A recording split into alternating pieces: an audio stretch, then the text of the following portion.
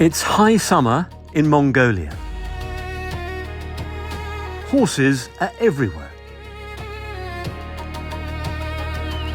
In fact, they form the heart of this festival, known as a Naadam. It's a celebration of so much that Mongolians are proud of. Their love of horses and their extraordinary skills handling them. Races are the big attraction. They're run over huge distances. 24 kilometers just to get to the start line, another 24 galloping back.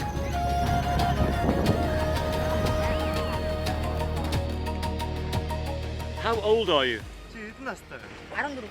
14. 14 years old. When did you start riding? He started when he was 6. You were 6.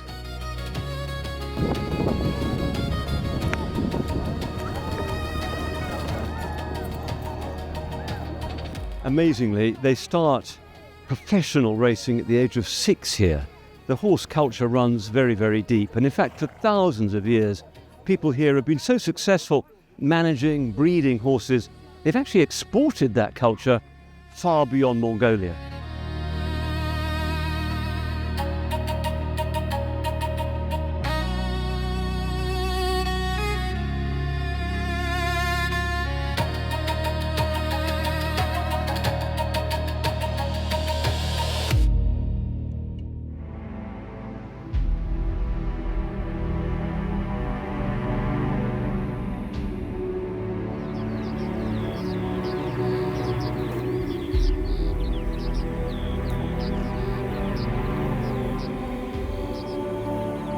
The key to this success with horses is rich pasture, the grasses that form the steppe, the immense land that stretches all the way between Europe and Asia. And it was here, several thousand years ago, that horses became central to life. A new breed of horse arrived, one that could be ridden for the first time, and it really started to flourish. These archaeologists are looking for traces of them buried in ancient tombs. They want to find the start of what became a profoundly important connection between people and horses. It's a very big deal because actually, Ursula Brosseder says that this period became pivotal to human history. We think that these people are the first riders. They are the first ones who, traveled across space at much greater speed than ever before. And so that ultimately led to then warfare on the horseback and the first empires up to Genghis Khan and the first Mongol Empire who conquered the world. Horses were also essential to the beliefs of the people here. We're going to look at this little bit of rock art here. Sagan Turbat says the afterlife depended on them.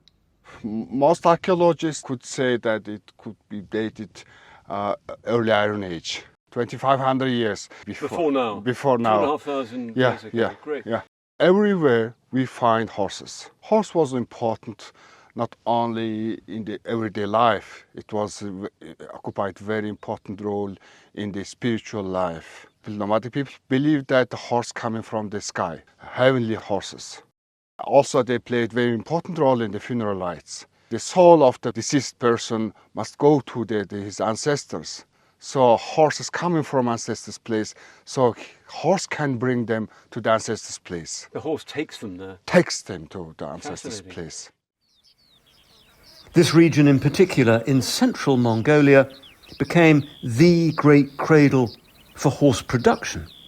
There were so many that vast numbers could be sent all the way to China. Here they can produce horses. Late Bronze Age, there was huge amount of horse population is growing, explosion, and they could provide thousands of horses each year toward China, which allows them to have some handicraft productions, including silk, of course, and metals, and also some food.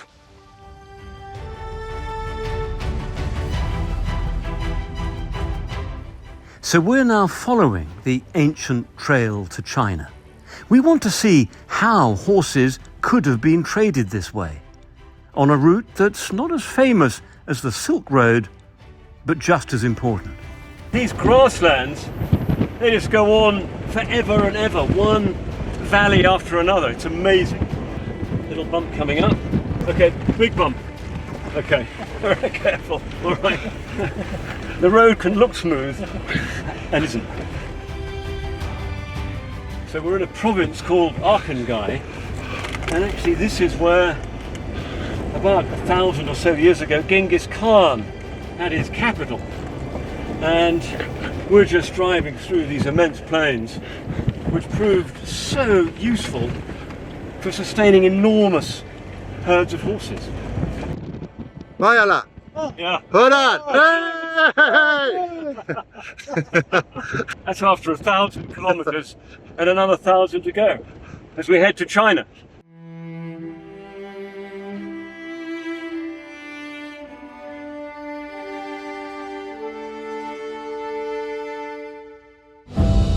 As our journey unfolds, there's one stunning sight after another.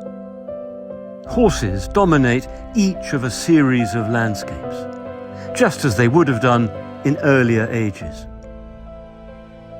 There are very few people here. Their homes are isolated and mobile. Families move with the season. We come to the Ongi River. This valley became one of the most important trails.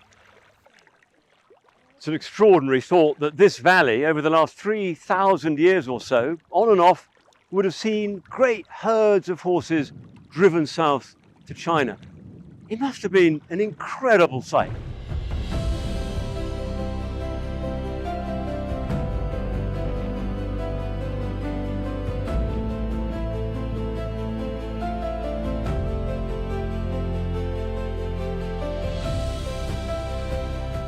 We're on a site that's called Shazin Kot, translates as Porcelain City. Nearby lie the ruins of an old trading centre. The ground is littered with fragments of porcelain from China. This place must have been significant.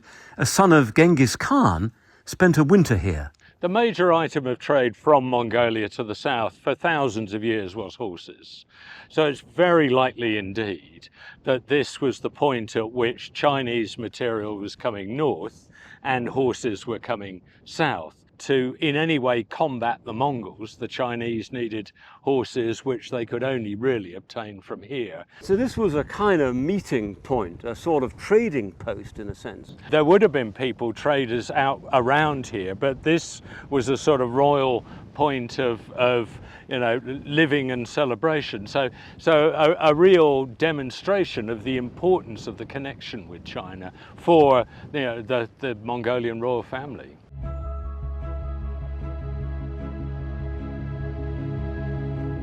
As we push further south, the Ongi River becomes a lifeline, a ribbon of bright colour in terrain that's suddenly more parched.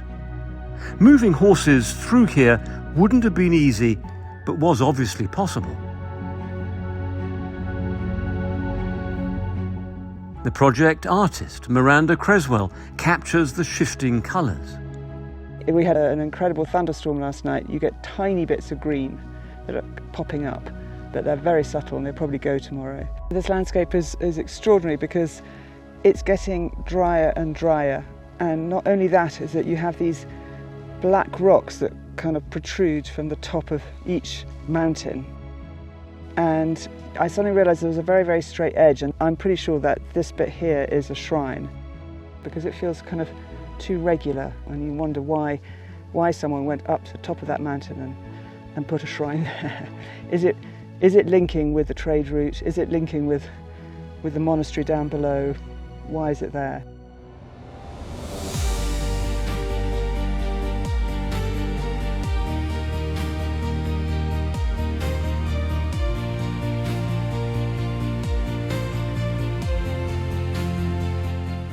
I can't quite believe how rapidly the scenery is changing. I mean, Yesterday we were in rich grassland. This morning the grass did seem quite a lot drier. Now we've arrived in the Gobi Desert.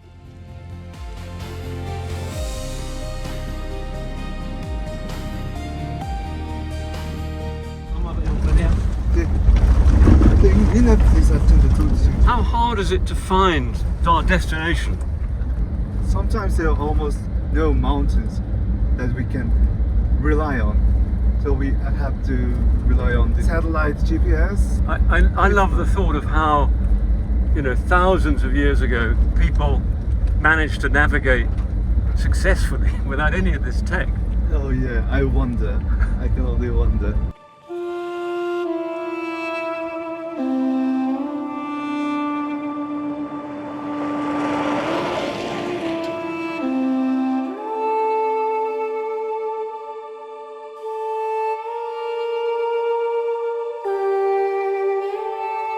The scenery becomes wilder and less hospitable, and there's much less for horses to eat. This land was often contested, sometimes used for trade, sometimes the scene for war. And what we're searching for in this alien world is a very unusual landmark, a relic from an invasion by China. It's like something from the landscape of Mars, but we're heading up to find an inscription left by an invading Chinese army. I'm sorry, I'm out of breath. I think the altitude is quite high. It's hard to find and very far from the tourist trail, but we make it to a cliff. Here, 2,000 years ago, this black rock was carved with these Chinese characters. It was a declaration of victory, even though the army was actually in retreat. What this shows, though, is that a large force with horses could travel here. So if you're marching an army, you have massive needs for water, for fodder for your animals, for food for your people, and marching along the river valley would be the obvious thing to do. And that was a rather extreme version of what people did when they traded south, where they had all the same needs of water and food and so on. So what enabled an army to come north also enabled the horse traders to go south. What we're looking at here is the celebration of victory. It must be said in a fairly remote sort of place. I think we're all pretty wowed by the sheer remoteness of this location. The approaches to the Chinese border are as far as we can go. But we've seen how horses could have been herded through this land for a trade that proved hugely significant. It allowed empires to rise in China and on the steppe and go on to shape world history. Just follow the path. It's a story of global importance that also touches people personally. Our guide, Bilgun, a young Mongolian, felt the journey connecting him to the past. We can see the ancient cultures revolving around the horses. Here we can see a horse who is riding by itself, and right behind it there's a horse with a rider who is currently buckled his weapon to his belt. And right underneath that you can see one galloping horse, and the person is almost upright on the horse trying to hunt an ibex. Bilgun regrets that his generation became cut off from the ancient horse culture. So he's now motivated to rediscover it and revive it. As an urban kid, I was not very familiar with nomadic heritage. And when I go to the countryside and see the amazing culture revolved around the horses, it got me goosebumps that I'm living in this amazing culture. With this shameful thing in my mind, I tried twice harder to know my heritage, which got me into this position right now.